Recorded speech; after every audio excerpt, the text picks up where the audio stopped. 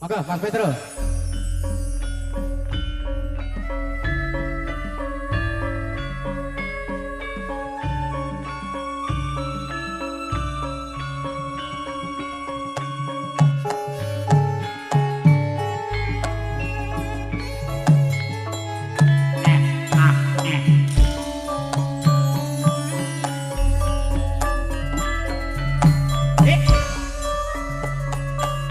Nangis sadroning atiku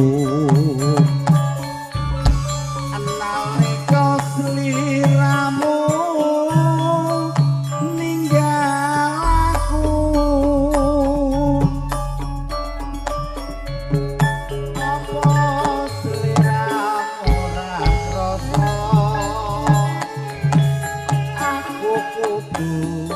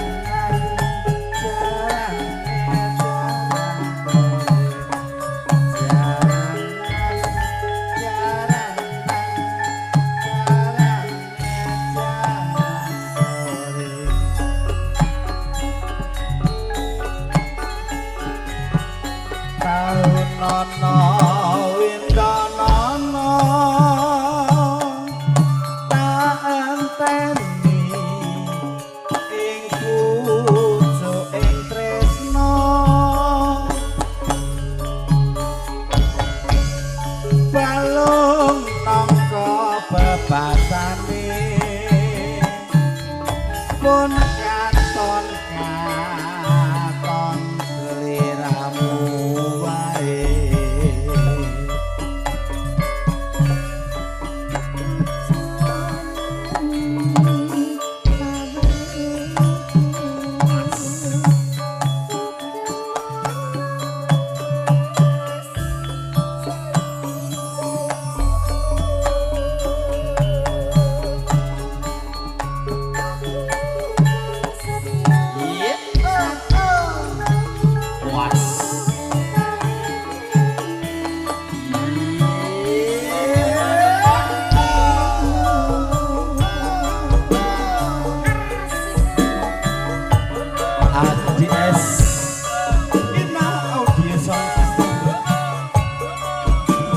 wilujeng siang wilujeng rawuh para tamu wilujeng lelanggahan kanthi salat keca sinambi api palsu katenge sampun ngatur sinambi wonten campur sari arsika iya ini nganggane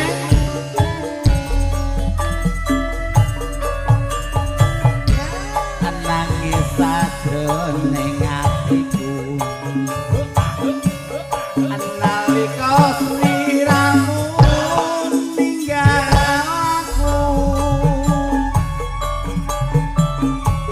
apa seliran ora krasa aku kudu sambat karo sapa kedian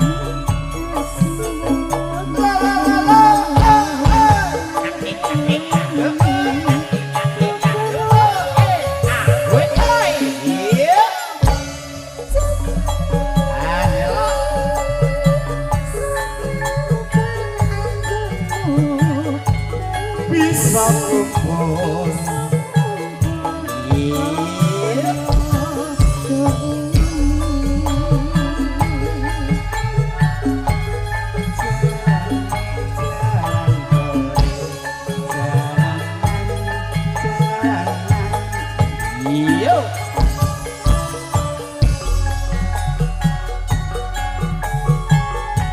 tahun lana windanana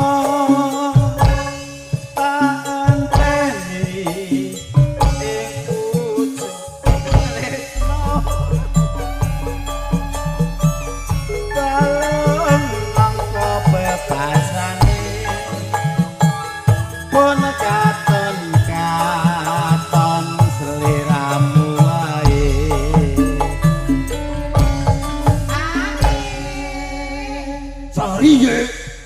sorry ye tok iye 02 kita bisa sorry ye ora kira keluntung sapi barang jenenge wong golek duit ya aneh-aneh kowe iki ngene lho Truk piye Kang Gareng mantane ning kene matamu dhewe Allah kok kowe iki ngerti apa ora piye barang dadi kader mekeh gak dadi lho anggap pedho aku ki wong jori ye bangkrik ya wah lha kowe rasa piro piye aku ning keluargaku karo bojoku lho bar tukar padi piye beda pilihan cangkemku ditapuk penyerot oh cangkeme ngene iki gara-gara pilihan wingi pilihane beda bojoku iki ditapuk kok kene genti genah balik le lajur kuwi kok mot slamet cowok Kang Gareng nggih ditintakne ya heeh karo Mbak Dian Mahara endi nggih alah bablasen rene lho dadalah oh iya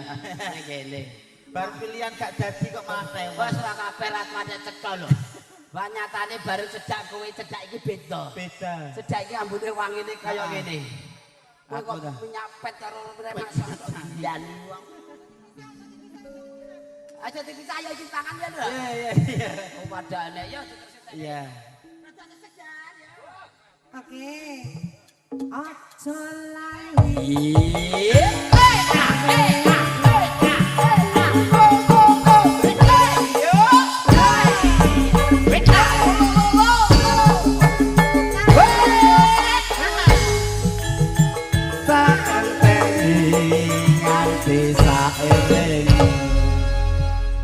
aku sama rek sunyuk udute ora piye udare ngendangi aku iki rada semayang karo aku mergane iki gedhe karo aku lah ngopo masalah ya apa lah bojo dhisik pacarku iki oh lah dar kuwi ta dar ki dhisik pacarku balik dhisik gendek aku ya pacarku lah genah ngono ta gedhe karo aku lho ya genah milih sidar karo kowe ya terus aku ora goblok apa-apa ora sepiro wae rene terus kancane aku piye Kang Gareng alhamdulillah Petro Gareng sowan wonten dalane Bos Sulis alhamdulillah nyambut gawe ngene tanggane dhewe dulure dhewe ya kancane dhewe iki kowe nyambut gawe nggone dulurmu dhewe iya kowe berarti gak bayaran awan iki lah saru nopo bayar aku mastres kabeh nek krungene iki karo sote lho sorry ya nopo bayar berarti dulur karo duit pilih tetep abot dulur sing di duit oh ya dulur delek mulane kok kene iki ya Truk heeh aku ki yo nuwun sewu kok ngarep-ngarep ya ora piye Kang umpama disangoni mbok tukang bensin yo alhamdulillah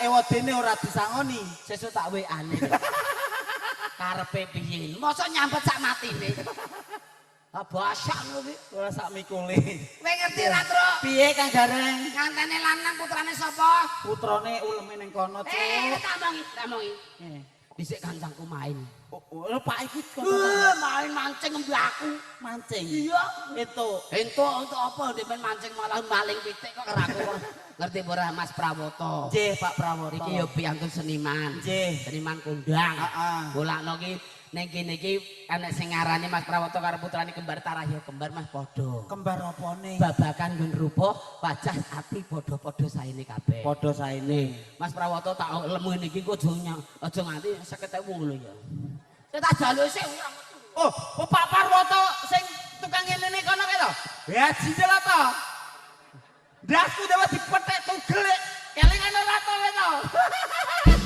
lah kok jebule ning kene besan kowe tak ceritane awet mau tak goleki tato to sae ora reng nek gak taer biasa reng aku jek musuhan karo kowe kok sirahe Petro dipethik nganti tugel iki oh alah Pakde to lah iya Pakde reng ndasku canto Truk piye alhamdulillah entuk 200 entuk nek iso 200 kena 50 kok bocah ke sekolah gak lulus yo ngene Petro bapak kok piye nek iso dadi 200 piye iki pira iki 50 iki pira 50 kayak karo 100 popeng urip iki pira 50 iki pira 50 100 dadi 200 lah iya sekolahmu ning ndi Bocah dhe ulah-ulah urut ta, Truk. Sik to.